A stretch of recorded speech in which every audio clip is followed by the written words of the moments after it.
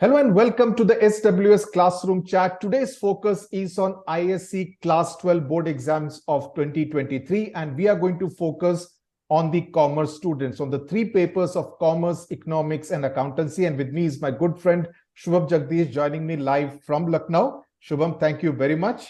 Thank you so much. बात करेंगे आपके subjects के बारे में. So Shubham is the hero as far as commerce stream is concerned. So he will tell us everything about what should be the strategy ahead of the papers. जो gap मिला है papers के बीच में, उन दिनों में आपको क्या करना चाहिए, किस तरह से रिवीजन करना चाहिए, उन सभी के बारे में बात करेंगे. So let's start with the time table. You know the date sheet. 16 फरवरी को कॉमर्स का एग्जाम है. 24th को 16th is the commerce exam, 24th is the economics exam, and 13th of March is the accounts exam. Now, Shubham, 16th of February का थोड़ा problematic है because 13 और 14 को इंग्लिश लैंग्वेज और इंग्लिश लिटरेचर का paper है. सो मैं समझूंगा कि एटलीस्ट 9th 10th के अराउंड से वो इंग्लिश पे फोकस रहेंगे. बिल्कुल सर. एक दिन का गैप कॉमर्स के लिए, कॉमर्स जैसे सब्जेक्ट के लिए काफी पड़ेगा. सर देखिए, अगर मैं एक दिन का गैप बोलूं तो बहुत कम है, बिकॉज कॉमर्स सर बहुत थियोरेटिकल सब्जेक्ट है. yes. और इतने ज्यादा चैप्टर्स, और इस साल कुछ भी सिलेबस कट नहीं है बच्चों के लिए, अनलाइक लास्ट ईयर. और लास्ट ईयर में भी जब सेमेस्टर आ गए थे तो बच्चों को एक पॉइंट ऑफ टाइम पर पूरा सिलेबस नहीं पढ़ना था. सो ये बच्चों के लिए थोड़ा सा प्रॉब्लमेटिक सिचुएशन आने वाली है फॉर कॉमर्स, बिकॉज बहुत वास्ट सिलेबस है. कई यूनिट्स है, एक मैनेजमेंट यूनिट है, मार्केटिंग यूनिट है, देन फाइनेंसिंग यूनिट है. इस साल थोड़ा सा पेपर लेंदी, ट्रिकी, और बच्चों को पूरा एक तरह से डाइजेस्ट करने में पेपर मुश्किल होने वाली है, बिकॉज एक दिन की छुट्टी है. एक दिन में तो रिवीजन भी नहीं कर पाएंगे, 2-3 पेपर भी सॉल्व कर पाए तो बहुत बड़ी बात है सेम डे पे. So since you mentioned these 3 chapters which are really the bulky chapters in commerce, so what is really the formula to be able to retain much of the theory? या और अभी से लेकर से 8th 9th तक के का time किस तरह से डिवोट करें ताकि वे काफी सारा थ्योरी का पोर्शन कवर कर पाए. ओके सर, इसके पहले मैं आपको एक छोटी सी स्ट्रैटेजी बताता हूं जो मैंने अपने चैनल पे फॉलो करना शुरू किया है. सिंस बच्चों को एक साथ अगर कॉमर्स वो 5-6 घंटे पढ़ने की कोशिश करें, वो नहीं पढ़ सकते. क्योंकि सर थ्योरी है, एक घंटे 2 घंटे तक तो मैं कॉमर्स पढ़ सकता हूं लगातार, लेकिन उसके बियॉन्ड आपके दिमाग में चीजें रिटेन नहीं होंगी. सो मैंने अपने चैनल पर सर मोस्ट इंपॉर्टेंट क्वेश्चन की सीरीज शुरू की, जो 4-4 मिनट के, 5-5 मिनट के मैंने वीडियोस कट करके पुराने वीडियो से कुछ नए वीडियो बनाकर फ्लोट करना शुरू किया, सो दैट बच्चा एक बार वो वीडियोस देखना शुरू हो जाए कि चलो अच्छा सर ने आज 5 इंपॉर्टेंट क्वेश्चंस बताए हैं every day from year onwards. अगर मैं 5 क्वेश्चन तुमको बता रहा हूं कि ये इंपॉर्टेंट है, कम से कम वो 5 क्वेश्चन पढ़ते चलो. अभी भी हमारे पास 15 odd डेज हैं टोटल, तो उसमें भी हम करीबन 70-75 क्वेश्चंस करीब कर पाएंगे, तो वो एक अच्छा तरीका है. प्लस मैं बच्चों से ये बोलना चाहता हूं, प्लीज इस बार सब्जेक्ट में चैप्टर ओरिएंटेड ना पढ़ें. जैसे बच्चे गलती कर रहे हैं, लेट्स से चैप्टर नंबर 1 मैंने पढ़ लिया, चैप्टर 3 पढ़ लिया, चैप्टर 4 पढ़ लिया, इस तरह से पढ़ते हैं ना तो भूल जाएंगे. पेपर हमारा यूनिट वाइज बन रहा है, तो प्लीज वो पूरी यूनिट एक साथ कलेक्टिवली रख के पढ़ें. जैसे कि सर एक फाइनेंसिंग यूनिट है, उसमें पता है कि 12 नंबर के करीब करीब हमारी वेटेज है, 12 to 18 मार्क्स, बिकॉज काउंसिल ने एग्जैक्टली वेटेज उस कॉमर्स सब्जेक्ट का नहीं निकाला है. तो 12 to 18 मार्क्स में हम कितने क्वेश्चन बना सकते हैं, बड़े वाले, छोटे, कीवर्ड्स वाले, एमसीक्यूज वाले. तो साथ में तीनों चैप्टर्स पढ़ें. तीनों चैप्टर में अगर स्टेप्स हैं तो स्टेप्स को साथ में पढ़ें. तीनों चैप्टर में अगर इंपॉर्टेंस है तो तीनों चैप्टर की इंपॉर्टेंस एक साथ पढ़ें. इंडिविजुअल चैप्टर पढ़ेंगे तो रिकॉल करने में दिक्कत आएगी बाद में चल के. तो जो एक सिमेट्री बनानी पड़ेगी आपको, जो सिमिलर नेचर के क्वेश्चंस हैं वो एक साथ प्लीज पढ़ें. कोशिश करें कि माइंड मैप बनाना शुरू कर दें. सर कॉमर्स में कुछ भी कंसेप्चुअल या प्रैक्टिकल नहीं आने वाला पेपर में. 1-2 केस स्टडीज भी आएंगी, वो भी थियोरेटिकल बेस पे होंगी. तो जैसे अगर मैं बच्चों को बोलता हूँ मैनेजमेंट एक यूनिट है, मैनेजमेंट में सर 5 चैप्टर में स्टेप्स हैं, तो और स्टेप्स पेपर में 6 नंबर 5 नंबर में पूछा जाएगा. तो अगर मेरे पास टोटल 6 स्टेप्स हैं 6 चैप्टर के अंदर, तो 6 स्टेप्स आपने प्रिपेयर कर लिए. चैप्टर नंबर 1 का ये है, 2 का ये है, 3 का, तो मतलब आपसे कोई भी पूछे, it should be on your tips कि भैया ये 6 स्टेप्स हैं और इसके ये आंसर है.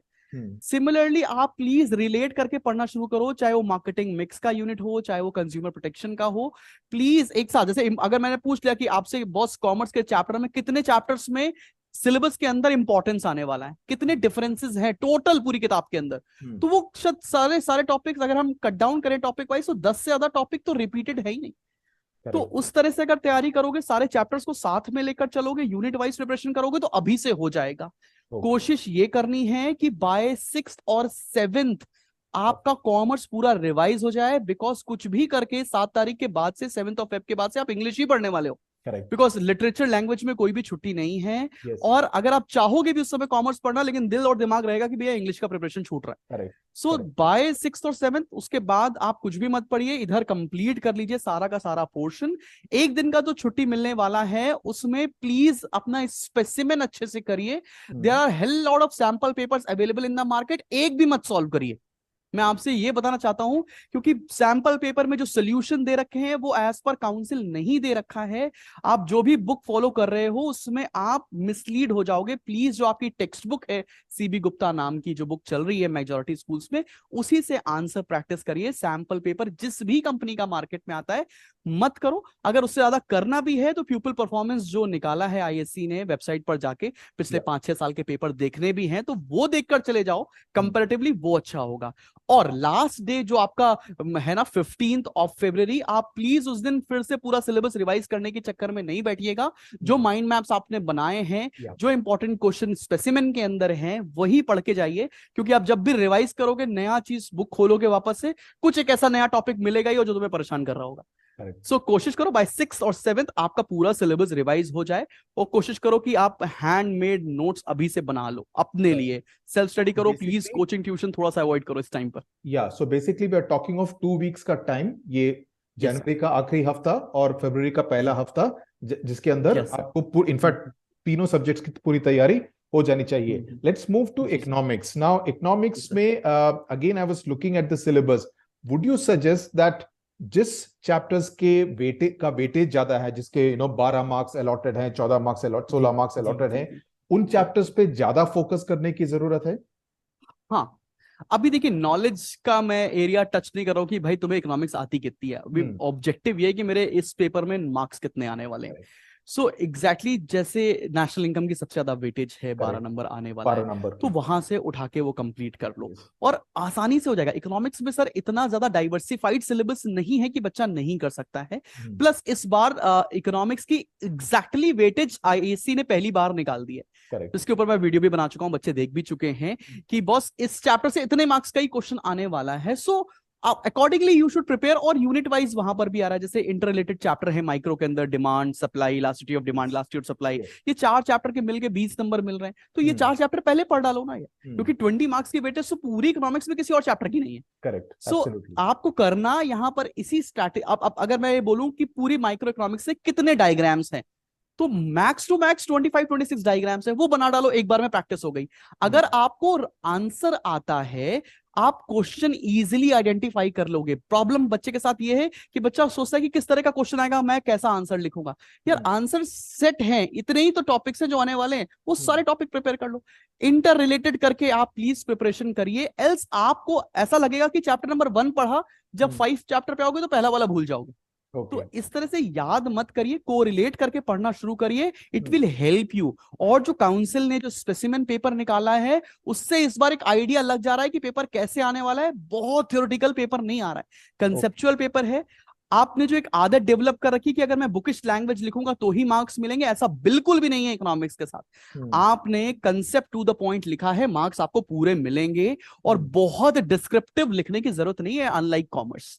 तो आपको मार्क्स मिल जाएगा इकोनॉमिक्स के अंदर। मैक्रो के अंदर 3 चैप्टर भी पढ़ के जा रहे हो तो तुम्हारे आराम से 20-22 नंबर 25 नंबर तक स्कोर कर लोगे। और माइक्रो के अंदर तुमको इंटर रिलेट करके चैप्टर्स पढ़ने पड़ेंगे। मैं फिर बोल रहा हूं, maximum 30th of January 31st जनवरी तक अपनी इकोनॉमिक्स कंप्लीट कर लीजिए, बिकॉज देयर आफ्टर आप केवल कॉमर्स पढ़ने वाले हो। 31st तक, आज प्रोबेबली 23-24 में आप ये वीडियो देख रहे होंगे, एक हफ्ता है, एक हफ्ते के अंदर at least 1 part of the book तो आप अच्छे से रिवाइज कर लो। लकी बात यह है कि आपका जब इकोनॉमिक्स है तो 3 दिन की छुट्टी मिल रही है मैक्सिमम बच्चों को, तो उधर भी आपका रिवीजन प्लस स्पेसिमेन हो जाएगा। तो ये इस तरह से आप रिवाइज करेंगे तो इजीली आप so- इकोनॉमिक्स में मार्क्स स्कोर करोगे। तो सिंस वी स्पोक अबाउट कि कितना वेटेज है डिफरेंट चैप्टर्स को, तो किसी पर्टिकुलर क्रोनोलॉजी को फॉलो करने की जरूरत है या at random you can actually pick up any chapters जिसका वेटेज ज्यादा है and focus on them first? Sir ISC ने जब इस साल स्पेसिमेन निकाला और मार्क्स का वेटेज निकाला तो उसने चैप्टर वाइज वेटेज नहीं निकाला, उसने यूनिट वाइज वेटेज निकाला। तो आप जैसे माइक्रो पढ़ा, अगला जाके आप मैक्रो दूसरी बुक भी दूसरा पार्ट भी पढ़ सकते हो, तो वो इंटर रिलेटेड नहीं है, कहीं से भी शुरू करोगे क्योंकि जो यूनिट है वो इंटर रिलेटेड है। तो आपको कभी दिक्कत नहीं आएगी कि यार मैं एकदम से डिमांड से जंप करके नेशनल इनकम या थ्योरी ऑफ इनकम एम्प्लॉयमेंट में क्यों जंप कर रहा हूं। आपको समझ में आएगा, ऐसा नहीं है कि चैप्टर नंबर 6, 7, 8 नहीं आता या माइक्रो नहीं आती तो मैक्रो समझ में नहीं आने वाला है। सो आप बिल्कुल वो क्रोनोलॉजी फॉलो करिए जिससे सबसे ज्यादा वेटेज, जिससे सबसे ज्यादा मार्क्स कवर हो। अननेसेसरी कई चैप्टर्स ऐसे हैं जो 3 चैप्टर्स मिला के 8 मार्क्स की वेटेज है, और वहां on the contrary side 3 chapters मिला के 20 नंबर की वेटेज है। तो मैं तो तुमसे यही बोलने वाला हूं, वो चैप्टर पहले करो ना, वो बाद में कर लेना कंपैरेटिवली। तो पहले जहां से स्कोर कर पा रहे हैं वो उस पर जाओ। No, you spoke, Shubham, about that the specimen paper जो council ने निकाला है, that is essentially testing you on concepts. Yes. How do students prepare a little differently for MCQs? क्या different approach की जरूरत है या the same approach would work? Sir same approach will work. बच्चे एक गलती बहुत ज्यादा कर रहे हैं, वो मार्केट से बुक्स खरीदते हैं जिसमें एमसीक्यू सॉल्व हैं। इससे मैटर नहीं करता है कि आपने कितने एमसीक्यू सॉल्व किए हैं, आपको ये मैटर करता है कि आपको कितने कॉन्सेप्ट्स इन डेप्थ तरीके से आते हैं। अगर आपको कॉन्सेप्ट्स आते हैं, कैसा भी एमसीक्यू बन जाए आपसे सॉल्व हो जाएगा। प्लीज आप वो याद करने वाली स्ट्रैटेजी मत फॉलो करो कि मैं 100 एमसीक्यू करके आया हूं, मैं 500 एमसीक्यू करके आया हूं तो मेरा पेपर अच्छा हो जाने वाला। नहीं बॉस, जो कॉन्सेप्ट है वो पढ़ के आया हूं, कोई भी एमसीक्यू आ जाए मेरे से सॉल्व हो जाएगा। तो ये स्ट्रैटेजी फॉलो करिए आप please. Okay, now let's come to the accountancy paper which is on the 13th of March. So थोड़ा सा एक तरह से गैप है उसके लिए। Now accountancy में भी the same funda. Let's start with actually, since you spoke about MCQs and this entire thing of how to solve papers, पहले कौन से चैप्टर्स से शुरुआत करने की जरूरत है? बस अकाउंटेंसी में बच्चे लोग, आपको पता है उधर एक हफ्ते की छुट्टी मिल रही है, तो उस एक हफ्ते की छुट्टी पे अभी से रिलाय मत कर लो कि मैं अकाउंटेंसी तो अब बंद करो, अब मैं वहीं पढ़ने वाला हूँ। बिकॉज इतना बड़ा सब्जेक्ट है, सबसे लीस्ट स्कोर करते हैं बच्चे इस सब्जेक्ट के अंदर। काउंसिल ने भी इस बार वेटेज निकाल दिया कि इस चैप्टर से इतने मार्क्स का आने वाला है।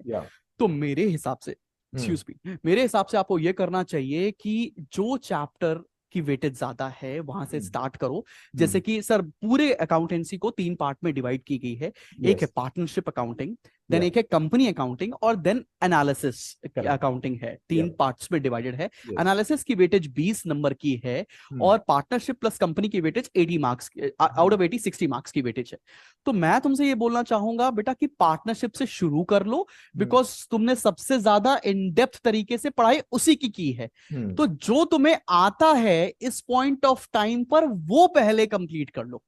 उससे ये होगा कि उसको करने में तुम्हारा थोड़ा इंटरेस्ट भी डेवलप होगा एंड इजीली वो सॉल्व भी कर लोगे। मेरे हिसाब से अगर आपने अभी तक कुछ भी नहीं पढ़ा है अकाउंटेंसी के अंदर, तो टिल 31st एक हफ्ते के अंदर एटलीस्ट पार्टनरशिप, जो कि तुमको इजीली 35 मार्क्स कवर करा रही होगी आउट ऑफ 60, वो कंप्लीट कर लो। एक हफ्ते में आराम से हो जाएगी।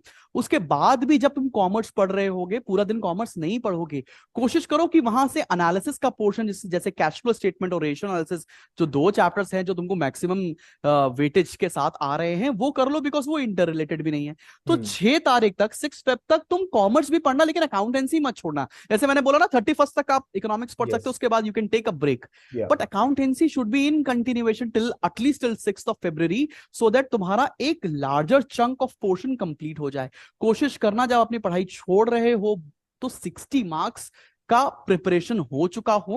बाकी जो 20-25 मार्क्स का प्रिपरेशन होगा, उधर 7 दिन की छुट्टी है, वहां पर भी चांसेस है कि हम लोग कर लेंगे। तो मेरे हिसाब से पार्टनरशिप से शुरू करो और एनालिसिस कंप्लीट करो। So what you are saying is that economics should be finished by the 31st of January. 31st. Commerce between the 1st and the 6th, 7th of February. Or accountancy, you kind of accounts, you kind of continue till the 6th, 7th, and then take a break. Try to cover at least 60% of the syllabus. बाकी का जितना भी होगा उस time पे in the gap that you get before the examination. And this is for students जिन्होंने ज्यादा ground अभी तक कवर नहीं किया है। You said one thing, Shubham, that इसमें काफी लोगों के मार्क्स जाते हैं. Students don't score very high marks in accountancy. what are Yes, the sir. common mistakes commerce के सीनियर स्टूडेंट्स ने पहले पिछले सालों में किए हैं that this batch should try and avoid? Sir इस साल से चीजें बहुत स्ट्रीमलाइन की हैं आईएससी ने, जो कि पिछले साल तक नहीं थी। आईएससी का इस साल का specimen paper followed by marks weightage बताता है कि इस साल काफी स्ट्रक्चर्ड वे में पेपर आने वाला है आप लोगों का। तो कोशिश ये करो कि बहुत ज्यादा बुक्स स्विच मत करो। There are only 2 publishers which are available in the entire market. ये मत कोशिश करने लगे कि मैं 10 years भी लगा लूं साथ में रख के, दूसरी किताब भी पढ़ लूं। एक किताब फॉलो करो जो तुम स्टार्टिंग से लगाते हुए आ रहे हो, followed by specimen and pupil performance. तो मेरे को ये लगता है कि एक किताब तो पूरी लगा ही लो। जैसे कि अगर आप डीके गोयल या टीएस ग्रेवाल बुक फॉलो कर रहे हो तो एक चैप्टर पढ़ रहे हो तो at least you should solve the entire questions of that particular book. Okay. बहुत सारे लोग आएंगे आपको बताएंगे ये इंपॉर्टेंट है कर लो, और वो इंपॉर्टेंट नहीं आया पेपर में तो एटलीस्ट एक चीज आप 100% करके जाओगे ना, आपके पास सेटिस्फैक्शन होगा कि आई हैव कंप्लीटेड 1 बुक और वो थरो तरीके से मैंने पूरा कंप्लीट किया हुआ है, और उससे आ जाएगा पेपर। लास्ट ईयर तक बच्चे यही करते थे कि सर कोई भी एक टेक्स्ट बुक पूरी नहीं लगाई, पूरी मतलब सारे कॉन्सेप्ट उस बुक के नहीं सॉल्व करके जाते थे, तो वहां से दिक्कत आती, क्योंकि एंड टाइम में कोई और सैंपल पेपर कर रहे हैं, फिर किसी पब्लिशर ने कोई और सैंपल पेपर निकाल दिया, फिर वो कर रहे हैं, रेपिटेटिव नेचर से क्वेश्चन करने लगते थे और पेपर में जाके कंफ्यूज होंगे। एक बुक फॉलो करो, पूरा कंप्लीट करके आओ, स्पेसिमेन करके जाओ, उससे बाद भी समय मिलता है, जो पिछले 2-3 साल के पेपर है प्यूपिल परफॉर्मेंस में दे रखे हैं वो सॉल्व करके जाओ, इनफ है आपके लिए। इससे ज्यादा पढ़ने की जरूरत नहीं है। एक्सेसिव कई बार पढ़ना, बहुत सारी बुक्स के क्वेश्चन सॉल्व करना भी आपके लिए ऑपोजिट रिएक्ट करेगा पेपर में। तो जितना पढ़ के जा रहे हो सफिशिएंट है, एक बुक के ऊपर ट्रस्ट करो। Yes, and I must tell the students that if you are looking for help on Obsessional Commerce Hub on the YouTube channel as well as on the app, Shubham has put a whole lot of material, and you are also doing a last minute help also for the students now, right? Yes, sir. We are starting with the live preparation on our YouTube channel, which will be free of cost from 6th of February. So you all can join in. Last year तक मैंने भी ये किया है, अभी तक मैंने अपने चैनल पे अनाउंस नहीं कर रहा हूँ, so आप लोगों को पहले पता चल जाने वाला है। 6 of February से हम लोग लाइव प्रिपरेशन करा रहे होंगे। लेकिन 6 फरवरी के बाद स्टूडेंट्स जुड़ पाएंगे, since you said they will also it will be just for an hour in the evening. Okay. So that बच्चे का टच हटे ना, पूरा दिन इंग्लिश पढ़ रहा होगा तो इंग्लिश वाले दिन हम बिल्कुल क्लासेस नहीं रख रहे हैं, एक दिन पहले क्लास नहीं रख रहे होंगे। सिमिलरली हम 15th को क्लास रख रहे होंगे, एंड उसमें हम सिर्फ कॉमर्स कंप्लीट कर रहे हैं, मतलब जो अगला एग्जामिनेशन है केवल वही पढ़ रहे होंगे। And after 16 till 23 will be telling you about economics, पूरा इकोनॉमिक्स हम प्रिपरेशन करा रहे होंगे। इसमें हम खुद आपसे मॉडल टेस्ट पेपर जो भी इंपॉर्टेंट है वो मैं सॉल्व करवा रहा हूँ। And there after 24th till 13th of March I will be covering the accountancy portion। तो मतलब जो अगला पेपर है वो प्रिपेयर कराने की पूरी कोशिश कर रहे हैं हम लोग, सो दैट आपका अगर नहीं हुआ है तो रिवीजन हो जाए, और अगर रिवीजन भी हो चुका है तो और अच्छे मार्क्स आप स्कोर कर सको। पर्टेनिंग जिस दिन भी एग्जामिनेशन है आपके दूसरे सब्जेक्ट का, उस दिन क्लासेस नहीं हो रही होंगी। Okay, great. So that's the information for you. So for all of you who are looking for help, quality help, you can check out Obsessional Commerce Hub, and otherwise use all these strategies that Shubham Jagdish has told you about so that you can score the maximum marks in your examination. Shubham, thank you very much for your time. Thank you, sir. Thank you, sir. Thank you.